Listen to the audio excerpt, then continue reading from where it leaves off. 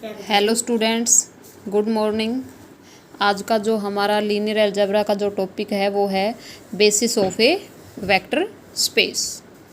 पहले हम basis define करेंगे, फिर इससे बेस्ड थ्योरम्स करेंगे। ओके, तो बेसिस को कैसे डिफाइन करेंगे हम?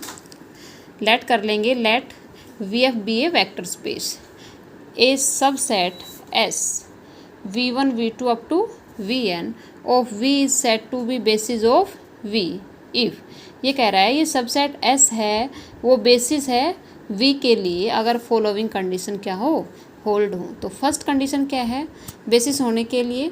v1 v2 vn are linearly independent vectors. क्या कह रहे हैं? v1 से लेके vn तक क्या होना चाहिए? ये जो वेक्टर्स हैं ये क्या होना चाहिए? Linearly independent. इट मीन्स इनके कोरस्पॉन्डिंग जो स्केलर्स आएंगे वो क्या होने चाहिए? 0। सेकंड कंडीशन क्या है?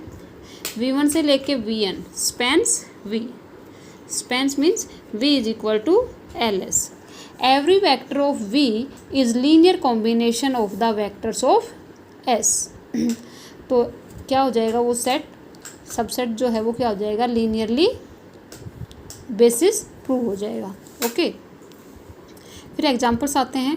द वेक्टर्स E1 में क्या है? 1 0, E2 में क्या है? 0 1। फॉर्म में बेसिस फॉर R2। E1 और E2 बेसिस किसके लिए है? R2 के, क्योंकि इस ऑर्डर्ड पेयर में है 1 0 0 1। ऐसे ही the vectors E1 E2 and E3 form में basis for R3। In general the vectors E1 E2 up to En form में बेसिस फॉर Rn। जनरली हम कह सकते हैं कि E1 से लेके En तक किसके लिए बेसिस फॉर्म करेगा? Rn के लिए। The set of vectors E1 E2 is called natural basis और स्टैंडर्ड बेसिस फॉर R2। अब E1 E2 E3 E1 से लेके En तक ये क्या है? स्टैंडर्ड बेसिस हैं। E1 E2 R2 के लिए, E1 E2 E3 R3 के लिए, E1 E2 up to En किसके लिए? Rn के लिए। फिर आता है ordered basis. A basis of a vector space is set to be an ordered basis. एक बेसिस को हम ऑर्डर्ड बेसिस कहेंगे if its vectors are written in certain specific order. जैसे कैसे? जैसे v1 फिर v2 आएगा, फिर vn आएगा। ऐसे ही w1 w2 up to wn are equal if and only v1 is equal to, ये दोनों बेसिस जो हैं वो इनको क्या कहेंगे? ये दोनों इक्वल हैं। If v1 is equal to क्या है? w1, v2 is equal to w2 and vn is equal to wn। तो ये हमारे पास क्या हो जाएंगे? ऑर्डर्ड बेसिस भी हो जाएंगी और इक्वल भी हो जाएंगी। फिर आती है existence theorem. There exist a basis. क्या कह रहा है? There exist a basis for each finitely generated vector space.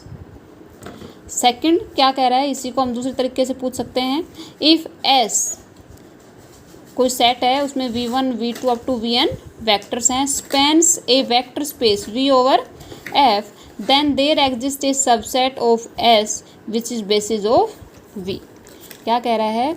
ये जो सेट है वो क्या करेगा? स्पैन करेगा v को, और there exist a subset of S which is basis of v, और इस S का हमें एक सबसेट मिलेगा जो क्या फॉर्म करेगा? बेसिस फॉर्म करेगा v के लिए। तो कैसे प्रूफ करेंगे इसका?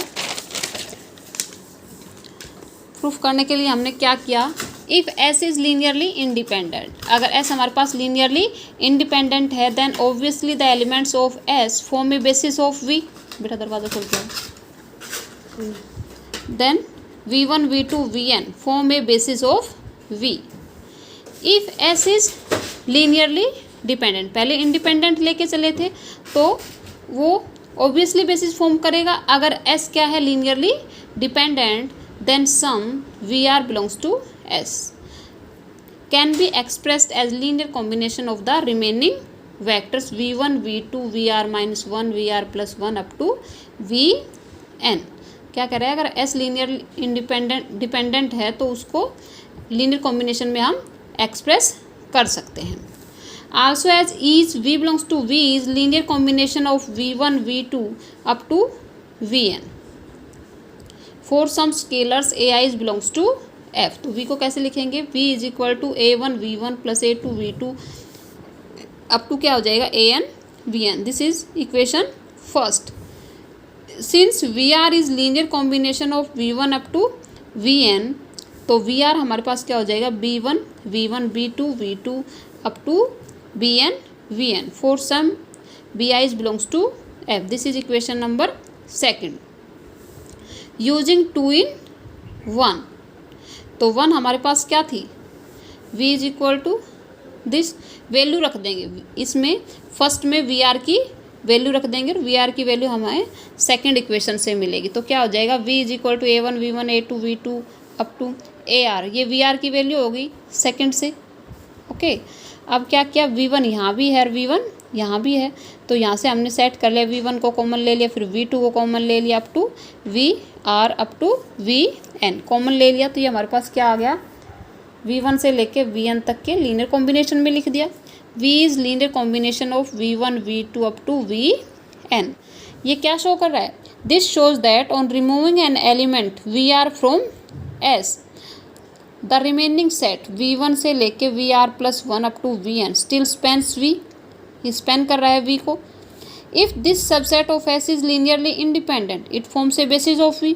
अगर ये सेट हमारे पास लीनियरली इंडिपेंडेंट हो जाता है तो ये बेसिस फॉर्म करता है, otherwise we repeat the same process again and again. तो ये हमारे पास प्रूव हो गया कि if S spans a vector space V over F then there exists a subset S which is basis of V। Okay, next theorem आती है, if V is finitely generated vector space. V क्या है हमारे पास, finitely generated vector space है। क्या है, finitely generated vector space.